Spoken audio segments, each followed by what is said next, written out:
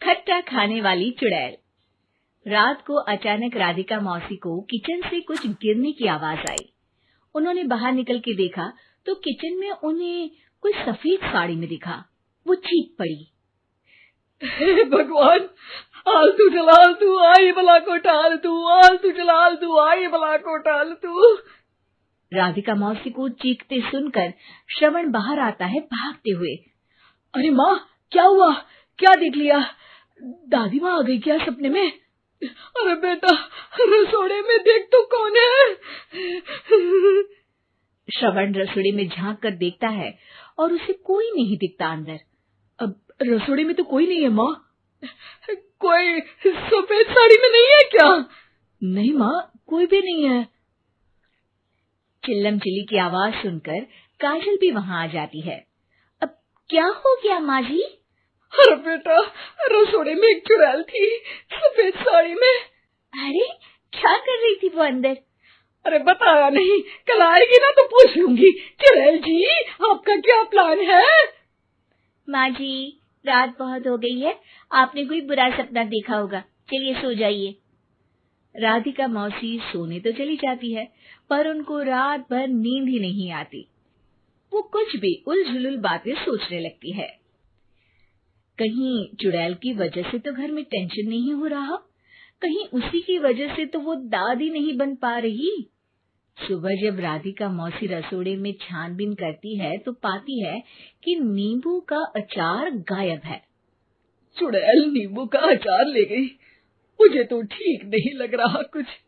चुड़ैल को भी पता है कि जिंदगी का असली मजा तो खट्टे में ही है। राधिका मौसी झट से श्रवण को फोन कर देती है। बेटा, मुझे समस्या समझ में आ गई है, हमें एक तांत्रिक की जरूरत है। अरे क्या बोल रही हो माँ, तांत्रिक की क्या जरूरत है? आप पूजा पाठ तो कर ही रही हो ना। आलतू जलालतू मंत्र सारे फालतू जैसे कुछ मंत्र पढ़ो, चली जाएगी अपने आप चुड़ैल। अरे नहीं बेटा, कभी चुड़ैल को कम नहीं समझते। अरे तुझे पता भी नहीं चलेगा कि कभी वो छल करके काजल की जगह घर की बहू खुद बन जाएगी। क्या माँ, कुछ भी बोल रही हो? कहाँ काजल और कहाँ चुड़ैल? वैसे एक बात बताओ, काजल को अगर गाने के लिए बोल देना तो चुड़ैल काजल की आवाज सुनकर घर तो क्या, धरती लोग छोड़कर चली जाएगी। तुम ना पढ़े लिखे बच्चे हर चीज को मजाक समझते हो। तुम रहने दो, मैं खुद ही तांत्रिक को बुला लेती हूँ। अच्छा सुन, शाम को इमली लेके आना। क्या है कि चटनी खाए बहुत दिन हो गए है ना? नहीं माँ, इमली तांत्रिक से ही मंगवा लो ना, आटा वगैरह भी उसी से पिसवा लेना। देखो मुझे काम करना है। श्रवण रात को कई तरह की सब्जियों के साथ माँ के कहने पे चटनी के लिए इमली भी ले आया था, लेकिन राधिका मौसी के दिमाग में अलग ही फिल्म चल रही थी। उन्हें अब सिर्फ शक ही नहीं यकीन होने लगा था कि शायद चुड़ैल ने श्रवण पर अपना जाल बिछा दिया था, जिस वजह से श्रवण उनकी बात ही नहीं मान रहा था। पर कोई नहीं, आने वाली रात में राधिका मौसी खुद तैयार हो गई चुड़ैल को पकड़ने के लिए। रुद्राक्ष की माला, तुलसी का पत्ता, हनुमान चालीसा सब हाथ के पास ही था, बस चुड़ैल का इंतजार था। और जैसा राधिका मौसी ने सोचा था वैसा ही हुआ।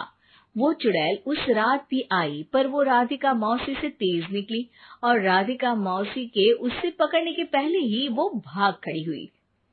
जरूर बहू पे साया है उस चुड़ैल का, तभी तो श्रवण के कमरे में गई है। और अगली सुबह राधिका मौसी पिछली रात हुए हमले में किन चीजों का नुकसान हुआ उसका हिसाब लगा रही थी। उनके खेमे से एक आम के अचार की शीशी भी गायब हो चुकी थी और वो इमली भी जो कल श्रवण लेकर आया था। राधिका मौसी इस बारे में सोच ही रही थी कि श्रवण जल्दी से रसोड़े में आकर दवाइयों की पोटली ढूंढने लगता है।